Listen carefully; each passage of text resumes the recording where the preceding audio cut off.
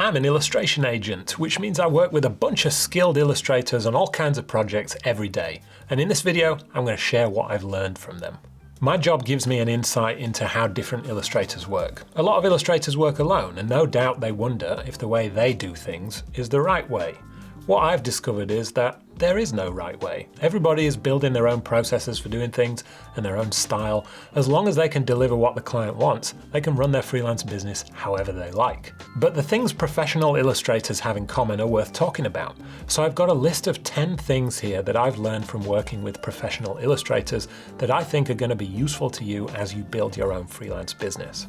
They know their limits with time, technology, and skills. The saying, fake it till you make it, can come in handy as a new illustrator.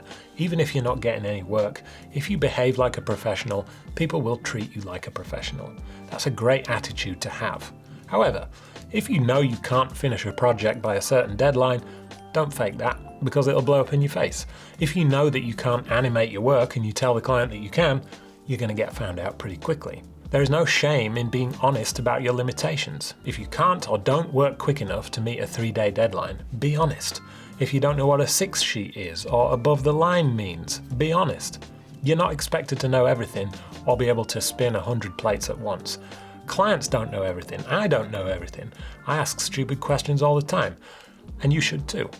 Clients will appreciate you asking them lots of questions far more than if you attempt something without having all the necessary information and then you're not able to deliver what they want.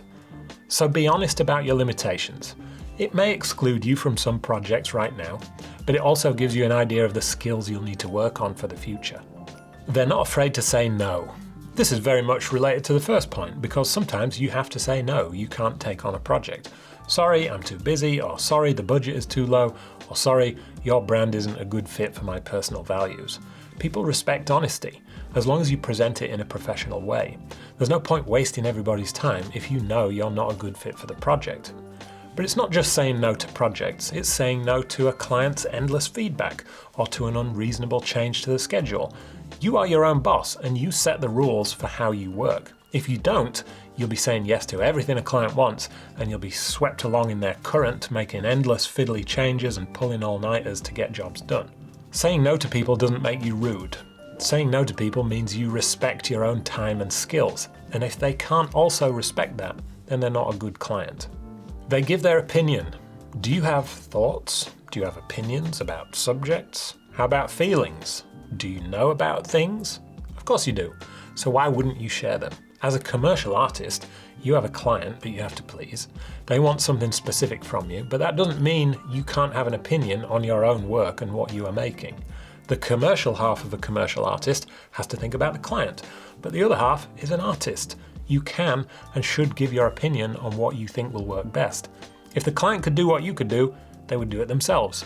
If they're hiring you, they're not hiring you to be a mindless drone. They want your creative input. Your ideas and your creativity are why they hired you. Not every client will agree with your opinions, but if you present them as a professional, they'll at least consider them.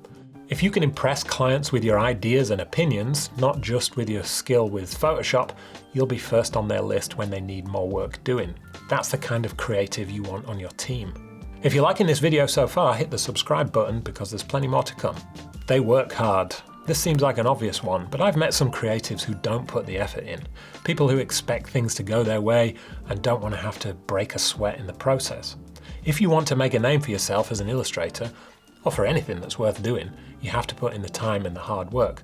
You don't get to be the best at anything without putting in some serious hard work.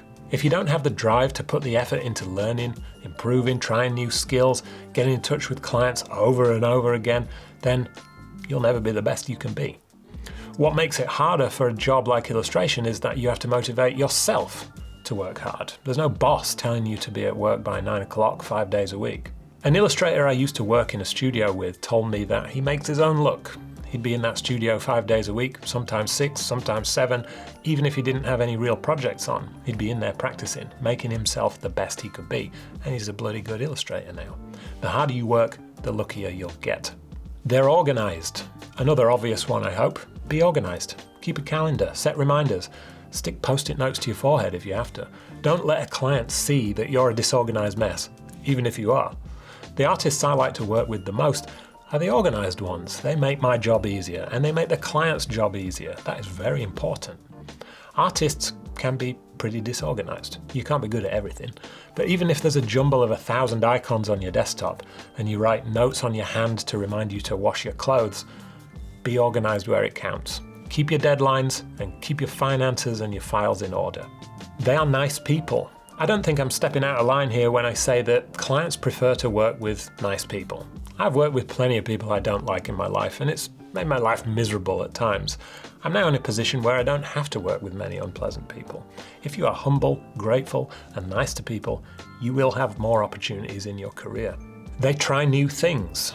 They develop themselves and their style. That could mean learning how to animate, for example, or trying out some new software or making your own Procreate brushes. It also means developing your style. Trends and fashions change, so if you find a style that is really popular with your clients, in 5 years, it might not be. If you want a career longer than a few years, you have to change and evolve. Every year you should be looking back at what you made last year and thinking, that's rubbish, I can do way better now. That's how you know you're improving. So make it part of your regular routine to experiment and learn new things. Some of those skills will become part of your daily process, and some of them won't. But you'll be continually leveling up what you can offer to your clients. They've got interests other than illustration, and they show them. If you're super into nature, show it in your work. If you're super into retro gaming, show it in your work. If you're super into baseball, show it in your work. There's a potential client out there for every one of your interests, and you'll only find them if you show what your interests are. Some other examples I've seen of artists showing their interests are Star Wars, World of Warcraft, Dungeons and Dragons, sex, environmental issues, dinosaurs, food, music, movies, computer games, sports, politics. If you put it all out there, you'll attract the right kinds of clients for you. If you don't, you won't. They are not performing monkeys. There's a line at which an illustrator will say to a client, do you want my expertise or do you want to control me like a puppet? They might not actually say that, but artists should be respected for their creativity. If a client wants to micromanage the whole process, the shine on that grape is a little bit too bright, or do you think those eyebrows are a bit too brown, whatever it is, then they don't respect the illustrator for their skill and expertise. They want a performing monkey. This is not something everyone can do, or can afford to do. But great artists earn and demand respect, and they are willing to tell a client to get lost if they don't feel respected. It doesn't happen often, but when I see it happen, I feel a real tingle of pride and admiration. And finally, they share what they know, and they're not too precious about their style. They help people. They give newer illustrators advice freely. They share process videos of how they make their work. Maybe they even teach or give lectures or make videos for Skillshare. They genuinely want other people to do well, and they want to improve the industry for everyone, not just themselves. Someone that doesn't share their knowledge or help people or is overly protective of their secret way of doing things is somebody that is deeply insecure about somebody else taking their place. So be free with your help and advice. Find ways to be helpful and to support people who are a few steps behind you, because they will remember that kindness. If you want to get to know some other illustrators and get feedback on your work and some support in your career, check out the community I'm part of, where a bunch of new illustrators are helping each other succeed in their career. You can learn more at illustration.community or check out this video. When I was briefly on the stand-up comedy circuit in London, I saw a lot of the newer acts would keep a gig diary. After every gig, they'd jot down a few notes about which jokes went well, maybe they tried a new routine, did it get a laugh, was the timing good, or does it need some more work? Self-reflection like that is a great way to improve, but I don't really hear about illustrators analysing themselves in that way. Why not? I think this is exactly the kind of reflection that could benefit a new illustrator. If you're lucky enough to be working regularly, why don't you try keeping a gig diary? Write down what you've done well in a job, and you'll remember to do it next time. If your client compliments you on something specific, write it down. If you leave your work till the last minute, like a schoolboy doing his homework late on Sunday night, write it down, and maybe you'll do things differently next time. The best performers in the world, in any field, know how to assess their own performance, strengths and weaknesses. It's better to start thinking about that early. I hope this has been useful. If you like this video, you might also like this one, which is about how to find your strengths and weaknesses as an illustrator. See you next time.